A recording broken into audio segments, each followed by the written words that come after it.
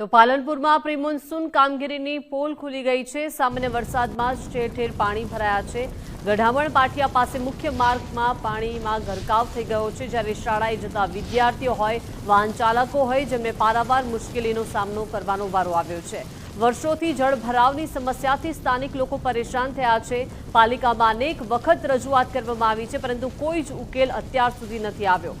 સામાન્ય વરસાદમાં જ પાણી ભરાતા લોકોમાં રોષ છે। પાણીના નિકાલની કાયમી વ્યવસ્થા કરવા માટે હવે સ્થાનિક લોકોએ ઉગ્ર માંગ કરી છે। પાલનપુરમાં અત્યારે સામાન્ય વરસાદનો પણ ધણિયાણા ચોકડી ગણો, સદરપુર ચોકડી ગણો કે અહીંયા સ્કૂલ ઓફ સાયન્સ જવાનો જે ગઠામણ પાટિયાવાળો જે રસ્તો, ત્યાં આજુબાજુ સોસાયટીઓ બની જવાથી જે વરસાદી પાણીના નિકાલની કોઈ નગરપાલિકાએ વ્યવસ્થા કરી નથી। એક બાજુ નગરપાલિકા બેફામ બાંધકામની મંજૂરી આપી રહી છે।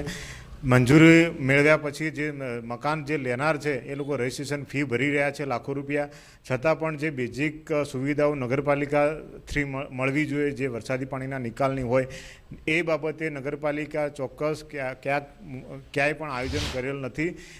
નાના વરસાદમાં પણ જો ને આટલું ખૂબ પાણી ભરાઈ ગયું છે। હજુ તો વરસાદની શરૂઆત છે। જો ખૂબ ચોમાસું બેસશે તો આ તો વર્ષો જૂની અહીંયા તકલીફ છે। આ ફૂલ વરસાદની અંદર અમારા ઘરમાં 5-5 ફૂટ સુધી પાણી ભરાઈ જતું હતું। અમે ગયા વર્ષે નગરપાલિકામાં 18 અરજીઓ કરેલી છે, કલેક્ટરને, મુખ્યમંત્રી સુધી આવેદન આવેલું છે, પરંતુ આ બાબતે કોઈ નિકાલ નથી। અને 2-3 દિવસ પહેલાં જ અમે નગરપાલિકાના નવા પ્રમુખને પણ જાણ કરેલી, એમને પણ આ બાબતે કોઈ એક્શન લીધેલ નથી। આ નાના વરસાદમાં પણ નાના બાળકો અહીં આગળ મોટી સ્કૂલ છે, સ્કૂલ ઓફ સાયન્સ, એમાં પણ જવાની તકલીફ પડે છે, અને અમારી સોસાયટીના રહીશોને પણ ખૂબ તકલીફ પડે છે। તો આ બાબતે આગળ ઘટતું કરવા નમ્ર વિનંતી।